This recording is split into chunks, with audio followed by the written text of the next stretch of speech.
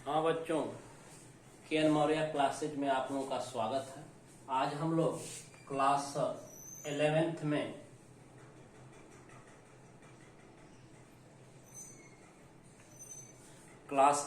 में आगे के क्रम में पुष्प के विकास की विशेषताएं, characteristics of development of flower पढ़ा जाएगा। पुष्प के विकास की क्या क्या विशेषताएं हैं, तो इनके फ्लोरल पार्ट में कमी हुई है। डेवलपमेंटल फ्लावर में पहले के पुष्पों में जो है, पहले के पुष्पों में एसेसरी पार्ट फ्लावर के पुष्प के सहायक चक्र जो होते थे अधिक संख्या में होते थे, आवश्यक चक्र अधिक संख्या में होते थे, जबकि आज के पुष्पों में इनकी संख्या में कमी हुई है। जैसे बाह्यदल जिसको कैलिक्स कहते हैं, इसकी इकाई सेपल, दल जिसको करोला कहते हैं, इसकी इकाई पेटल, स्टेमेन पुंकेसर, इनकी संख्या पहले के पुष्पों में अधिक होती थी, जबकि आज के विकसित वर्तमान पुष्पों में इनकी संख्या में कमी हुई है। ठीक है। दूसरा, पहले के क्रम में बाह्यदल पुंकेसर एक साथ संयुक्त रहते थे, दल और गैनीशियम जायांग एक दूसरे से संयुक्त रहते थे, जबकि आज ऐसा नहीं है और कुछ फ्लोरल पार्ट विलुप्त भी हुए हैं। अगला क्रम आपको इसी क्रम में हम बता रहे हैं, पुष्पी भागों की संख्या में कमी, reduction in number of floral part. जैसे पहले के पुष्पों में कैलिक्स, बाह्यदल, करोला, दल, स्टेमेन, पुंकेसर, कार्पेल, अंडप की संख्या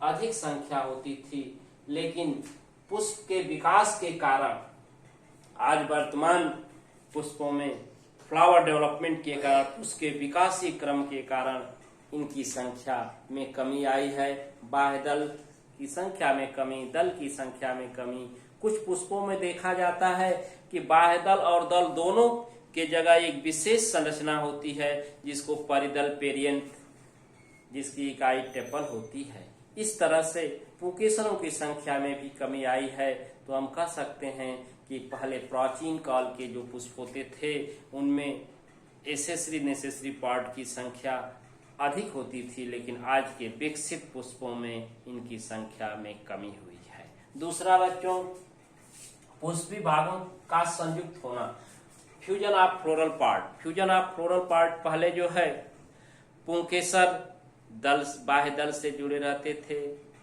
जैसे इपीपेटलस कंडीशन, दल लग्न अवस्था। ठीक है। गैनीशियम जायांग पुंकेसर से, गाइनेंड्रियन, गैनीशियम जायांग जो है स्टेमेन पुंकेसरों से जुड़ा रहता था, एंडोसियम से।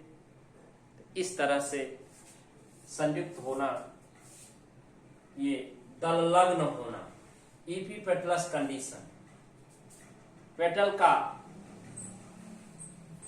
पुंकेसर से जुड़ा रहना। दल तथा अंडप संयुक्त होते हैं, दल तथा अंडप संयुक्त होते हैं, कार्पेल संयुक्त होते हैं, पुंकेसर और दल जुड़े रहते हैं। अब तो कुछ भाग विलुप्त भी हुए हैं, पुष्प के विकासी क्रम के कारण कुछ भागों में विलुप्त होने के संकेत मिलते हैं, अर्थात ह्रास हो गए हैं।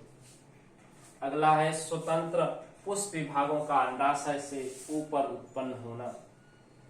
पहले के पुष्पों में बच्चों, पुराने पुष्पों में पुष्प के सहायक चक्र अंडाशय के नीचे से निकले होते थे, जिससे बाह्यदल, दल, पुंकेसरों की उत्पत्ति कार्पेल अंडप के आधारी भाग से हुआ करती थी, जिससे इस तरह के पुष्पों को अधोजाय, अंडाशय जो है अधोजाय ओवरी सुपीरियर होती थी, पुष्प अधोजाय कहलाता था। हाइपोगाइनस, फ्लावर क्या था? हाइपोगाइनस। उसके बाद धीरे धीरे पुष्पों का विकास हुआ, तो पुष्प के अन्य भाग, other part of flower, ovary carpel के समानांतर निकलने लगे, जिसको परिजाय पुष्प को पेरिगाइनस परिजाय पैरेलल होते थे, और ओवरी इनकी अंडाशय जो है इंफीरियर हो जाती थी, अधोवर्ती अंडाशय अधोवर्ती हो जाता था।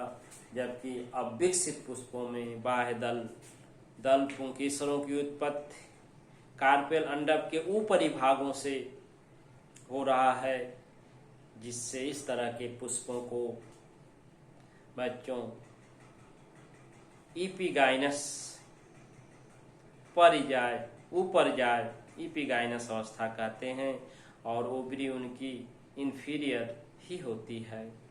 तो इस तरह से इस चीज को समझ लें, जब पुष्प के अंडक के आधारी भाग से जो है बाह्य दल पुंकेसरों की उत्पत्ति होती है, तो ऐसे पुष्प को हाइपोगाइनस फ्लावर अधोजाय पुष्प कहते हैं। अधोजाय जायांग के आधारी भाग से इनकी उत्पत्ति हुई है, और अंडाशय को सुपीरियर उत्तरवर्ती अंडाशय कहते हैं, सुपीरियर ओवरी कहते हैं। जबकि उस कार्पेल अंडक के समानांतर यदि इनकी उत्पत्ति होती है, तो ऐसे पुष्पों को पेरिगाइनस फ्लावर परिजाय पुष्प और अंडाशय इंफीरियर अधोवर्ती होता है। यदि पुष्प के अन्य भाग कार्पेल अंडक के ऊपरी भाग से अपर सरफेस से ओरिजिनेट होते हैं, तो इस अवस्था में जो है पुष्प को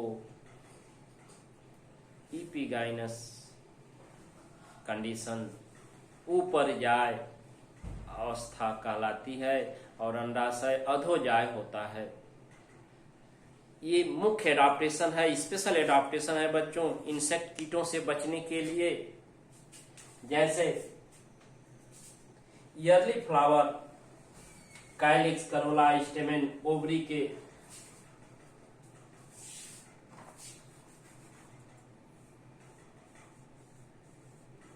कार्पेल के बेसल पार्ट से निकले होते थे, उसे अधोजाय पुष्प हाइपोगाइनस फ्लावर तथा ओवरी को सुपीरियर उत्तरवर्ती अंडाशय कहते हैं। सुपीरियर को उत्तरवर्ती अंडाशय बोलते हैं बच्चों।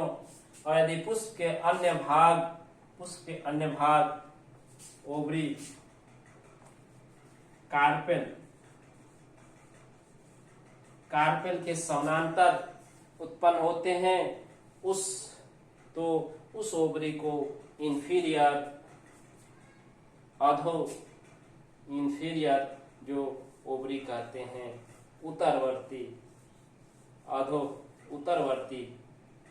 अधोवर्ती तथा फ्लावर को पेरिगाइनस फ्लावर परिजाय पुष्प कहते हैं। यदि other part flower originated upper part of carpel अंडक के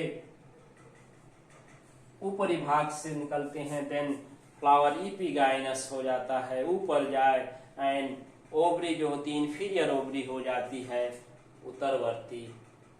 अधोवर्ती अंडाशय। तो बच्चों तीन चीजें याद रखिएगा, पुष्प अधोजाय, परिजाय, ऊपर जाय, हाइपोगाइनस, पेरिगाइनस, इपिगाइनस। तो अधोजाय में जायांग कार्पेल अंडक के आधारी भाग से बाह्य दल पुंकेसरों की उत्पत्ति होती है। ऐसे ओवरी को उत्तरवर्ती अंडाशय सुपीरियर ओवरी कहते हैं। लेकिन ये बाह्य दल और पुंकेसर की उत्पत्ति यदि कार्पेल अंडक के समानांतर होती है, तो इस अवस्था में पुष्प जो होता है पेरिगाइनस परिजाय पुष्प कहलाता है, और अंडाशय को इंफीरियर ओवरी या अधोवर्ती अंडाशय कहते हैं। यदि पुष्प के अन्य भाग बाह्य दल पुंकेसर की उत्पत्ति कार्पेल अंडक के अपर पार्ट से अपर सरफेस से होता है, तो उस समय अंडाशय तो इंफीरियर कहलाता है, अधोवर्ती ही कहलाता है। लेकिन पुष्प ये ऊपर जाए तो अधो जाए पर जाए ऊपर जाए। अधो जाए में आधारी भाग से, पर जाए में समानांतर से और ऊपर जाए में कार्पल के ऊपरी भाग से इन बाह्यदल, दल और पुंकेसरों की उत्पत्ति होती है। अंडाशय दो अवस्था, अधो जाए में सुपीरियर और परिजाय और ऊपर जाए अवस्था में इपीगाइनस, पेरीगाइनस अवस्था में इंफीरियर, अधोवर्ती ही होता है।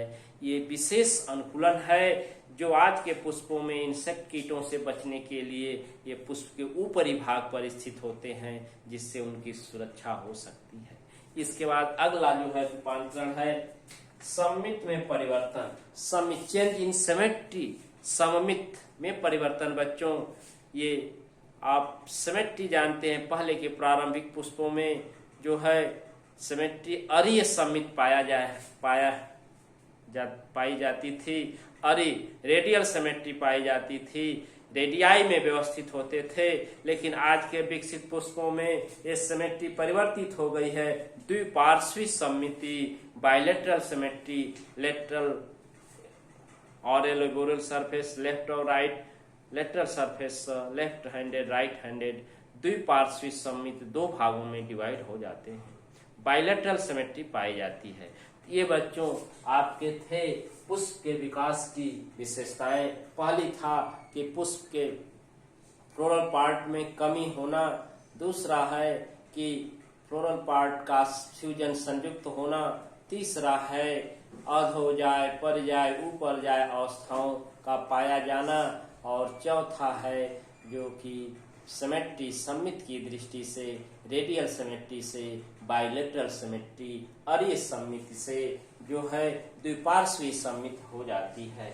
इस तरह से आज के पुष्पों में जबकि आज के डेवलप्ड फ्लावर विकसित पुष्पों में द्विपार्श्वी सममित, बायलेटरल सिमेट्री होती है।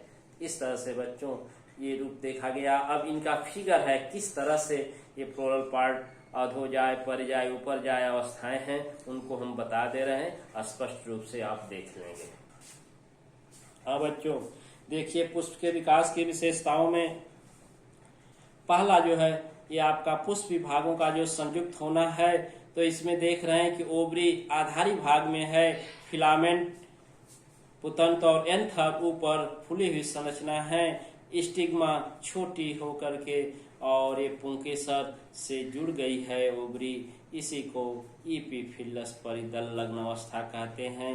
तो इस रिडक्शन फ्लोरल ऑर्गन जो है, इस पुष्पी अंगों में कमी होना, संयुक्त होना है। दूसरा है ये स्वतंत्र पुष्प विभागों का अंडाशय से ऊपर होना।